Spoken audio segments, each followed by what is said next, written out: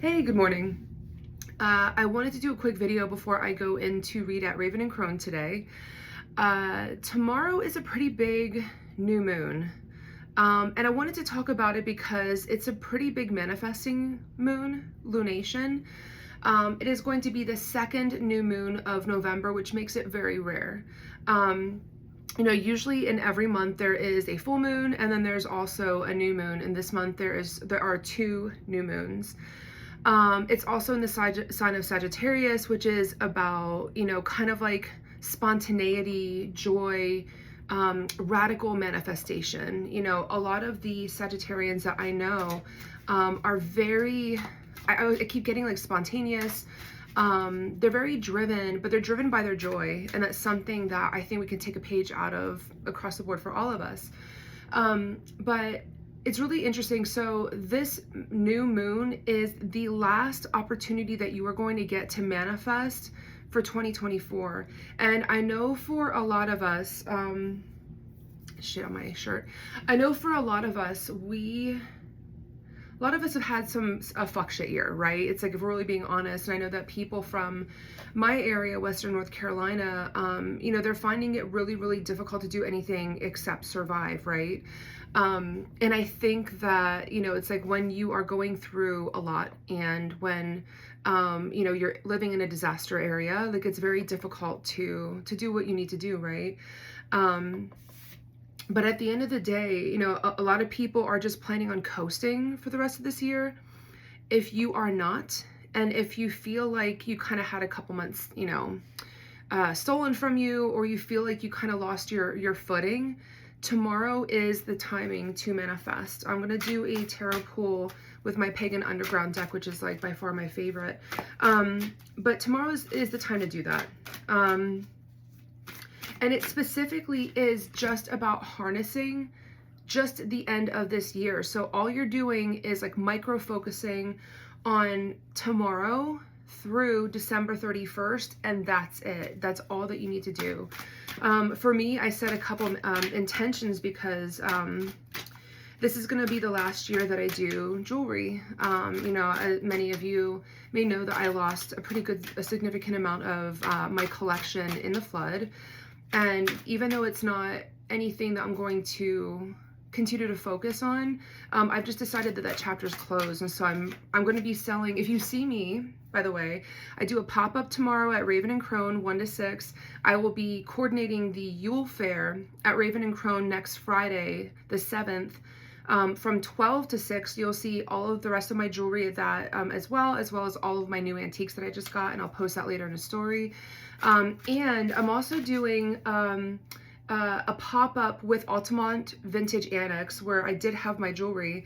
I'm doing a pop-up at La Zoom on Sunday, December 8th in the parking lot, with a bunch of the other vendors that, recovered a lot of their stuff as well. Like, there's going to be 3 opportunities for me to move the rest of the jewelry that is meant to move. But that said, I've got a tension set around that, right? That was like my long-winded way of telling you. I love this reading.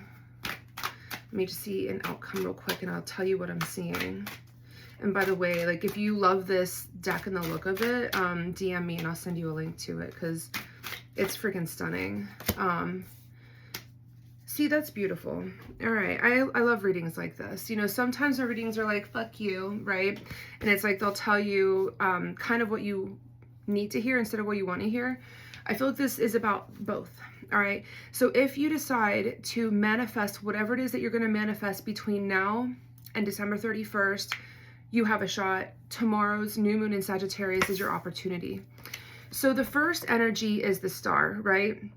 The star card is about what is your dream? Like, what is it that you are, what is your aspiration? What is something, it's almost like that dream that you have, that daydream about yourself, that you see yourself in a certain role, or you see yourself achieving something, or you see yourself having, achieving things in your life, right? But you don't know how to manifest or make that happen. This is that. The star energy is like what you set your sights on. And it's how you spend your energy into it too, because also when you look at this card, this is a lot more like the traditional Rider-Waite-Smith deck, where she's pouring, you know, one pitcher into the water and one pitcher into land, which seems like a waste, but it's also about how she is spending her energy to get to that dream point. Your challenge, ouch, is going to be Three of Swords. Three of Swords is going through the worst, and I just said that we have had a year, at least in Western North Carolina, but also, you know, I would say politically we've had a fuck shit year as well. But anyone who is feeling the absolute worst right now, this is it. Three of Swords is like the epitome of pain, the epitome of strife, of hardship. This is the point where you bounce yourself back from, okay? I want to make that really clear. If you lean into this pain and you alchemize it, meaning if you lean into how you feel currently, the lack and the loss that you're feeling, and you say, I know what this feels like, it's uncomfortable, and never again. If you use that as your launching pad for your manifestation, it's going to be really powerful, and the outcome is fucking beautiful. Four of Wands, right? Four of Wands is joy, union. It's about fresh starts. You kind of see this like little castle in the distance of like, this is your, how would I put it? Because it's not like your heaven. It's almost like your goal, right? Like this is like the end result is that, abundance that you're looking for. And this is the gateway towards it, and also the vantage point. By the end of the year, if you lean into this idea and this landscape of your daydream of what you truly want to manifest between now and December 31st, you alchemize and lean into the pain that you're feeling, and you let it be your launch point. This is the outcome. Now you may get to the threshold of where it is that you want to be of this dream, which I think is really important, right? Because a lot of times when we daydream about something, you know, it is the first part of manifesting. A lot of people don't realize that. I'm actually going to be doing, this is what I'm going to be doing this till the end of the year, is I'm going to be filming a subscription-based workshop that's going to be virtual only.